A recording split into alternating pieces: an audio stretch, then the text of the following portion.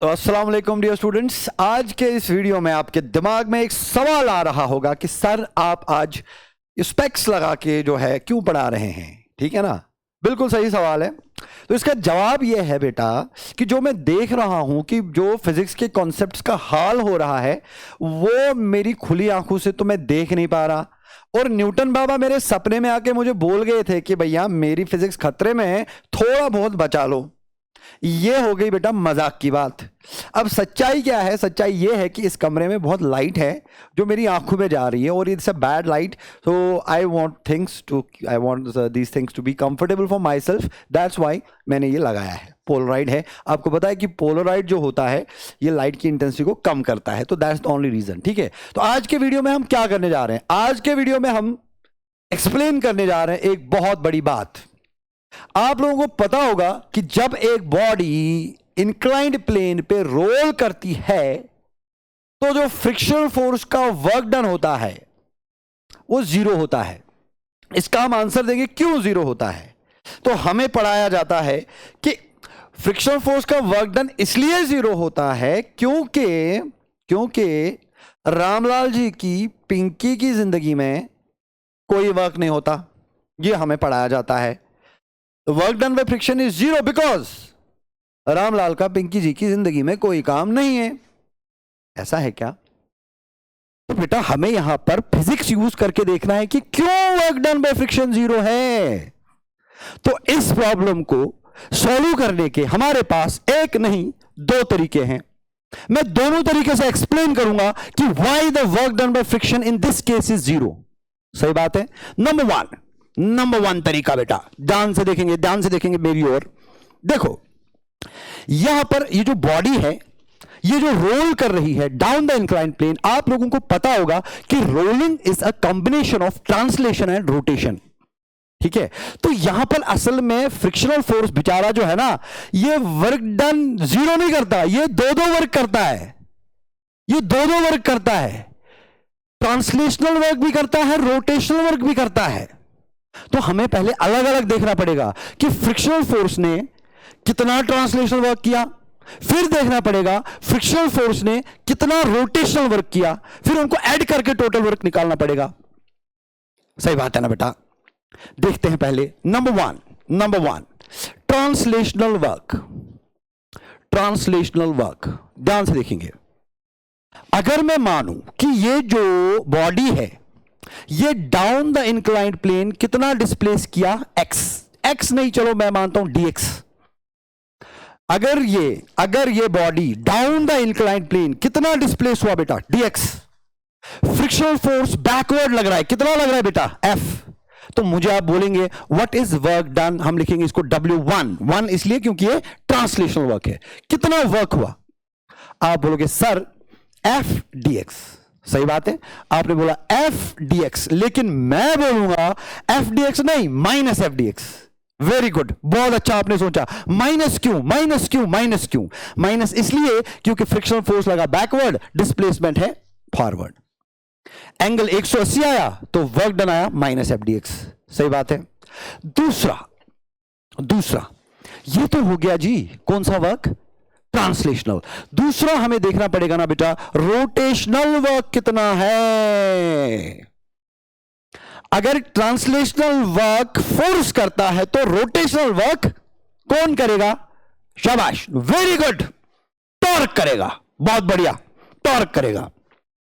तो हमें देखना है रोटेशनल वर्क टॉर्क की वजह से कितना होगा। सही बात है, तो मैं लिखूंगा ऐसे W2 is equal to torque का वर्क कितना होता है। शाबाश, बहुत बढ़िया। इक्वेशन मुझे इक्वेशन चाहिए बेटे, यहां पे fill in the blanks. Work done by torque कितना होता है? Very good, torque into d theta. बहुत बढ़िया, ये आपने सही बात बोली, टॉर्क इनटू डी थीटा। तो मैं लिखूंगा यहां d work done W2 is equal to how much is the torque produced by friction. How much is the torque produced by friction? जरा बोलो, शाबाश, जरा बोलो, थोड़ा दिमाग लगाओ। फ्रिक्शनल फोर्स कितना टॉर्क बनाएगा अबाउट द सेंटर ऑफ मास? आप बोलोगे sir F into R। Very good, क्योंकि फोर्स F है, परपेंडिकुलर डिस्टेंस R है, तो वर्क डन हो गया F, सॉरी टॉर्क हो गया F इंटू R। तो मैंने लिखा बेटा टॉर्क के बदले FR, डिस्प्लेसमेंट के बदले d theta. This is the work done, this is the work done in rotation. तो ये हो गया जी अपना इक्वेशन नंबर 1, ये हो गया जी अपना इक्वेशन नंबर 2। सही बात है। तो ट्रांसलेशनल वर्क हमें मिला minus F D X, rotational work हमें मिला बेटा एफ आर डी थीटा। लेकिन मेरे बेटे आपने देखा होगा कि ये प्योर रोलिंग है। अगर ये प्योर रोलिंग है तो एक खतरनाक चीज है, बताओ क्या? अगर ये प्योर रोलिंग है तो मैं यहां पर लिख सकता हूं ऐसे, कैसे? मैं लिख सकता हूं dx is equal to r d theta, displacement of the centre of mass dx is equal to r d theta. ये प्योर रोलिंग में हम लिख सकते हैं, क्योंकि आपको पता है VCM is equal to omega r होता है, तो वहां से ये हम लिख सकते हैं dx is equal to r d theta. तो इसका मतलब हुआ ये जो आर डी थीटा है, इस आर डी थीटा के बदले में क्या लिखूंगा? dx। इसका मतलब मुझे W2 कितना मिलेगा? सारे बोलो बेटे, W2 मुझे मिलेगा ना F multiply by are d theta. Are d theta को हमने डाला ना बेटे dx। ये देखो ट्रांसलेशनल वर्क कितना मिला? Minus F D X. Rotational work कितना मिला? F D X. वाह, तो टोटल वर्क कितना मिलेगा बेटे? आप बोलेगा sir minus F D X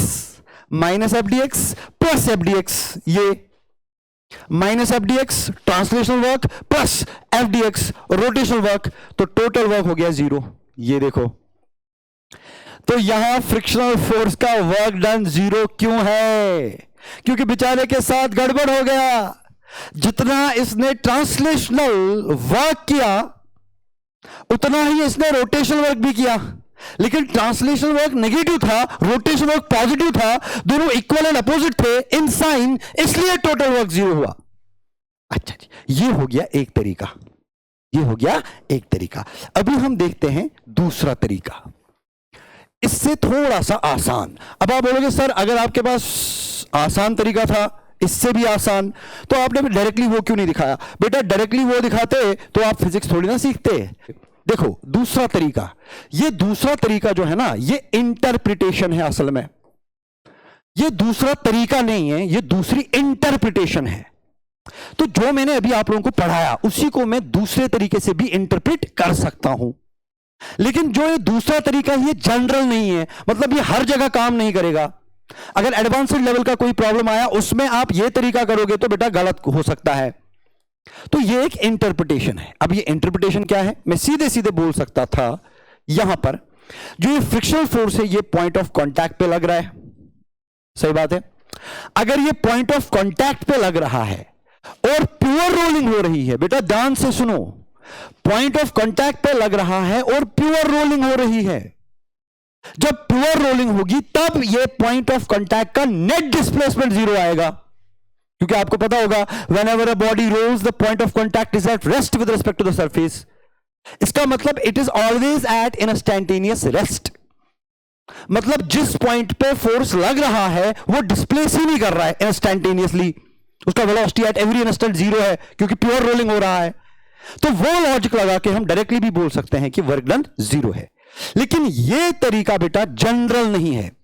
ये तरीका अगर आप दिमाग में रखोगे तो आपको सिर्फ एक प्रॉब्लम का सॉल्यूशन याद रहेगा, लेकिन अगर कॉम्प्लिकेटेड प्रॉब्लम आएगी बेटा आप उसको सॉल्व नहीं कर पाओगे। तो बेहतर तरीका समझने का क्या है? अगर आप ऐसे एडवांस्ड अच्छे क्वेश्चन करोगे तो अच्छा तरीका यह है कि आप पहले ट्रांसलेशनल वर्क निकालो, फिर आप रोटेशनल वर्क निकालो, फिर दोनों को ऐड करो, तब जाकर के आपको टोटल वर्क मिलेगा। I hope this was the answer of the question. अब यहां पर एक और सवाल का भी हमें जवाब मिला। किस सवाल का हमें जवाब मिला? देखो किस सवाल का हमें जवाब मिला।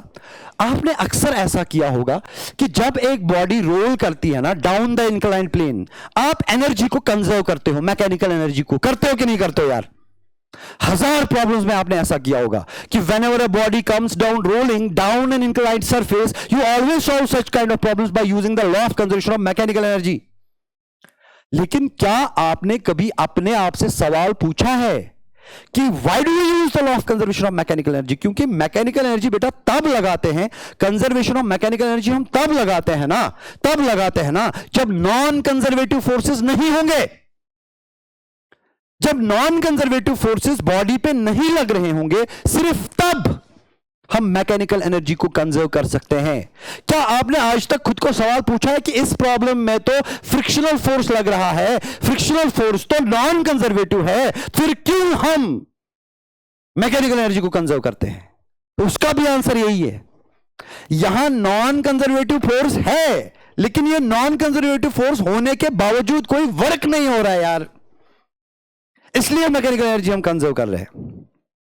तो मतलब बात बहुत साफ हो गई कि अगर किसी सिचुएशन में नॉन कंजर्वेटिव फोर्सेस है, लेकिन वो नॉन कंजर्वेटिव फोर्सेस वर्क नहीं कर रहे हैं, फिर भी हम मैकेनिकल एनर्जी को कंजर्व कर सकते हैं।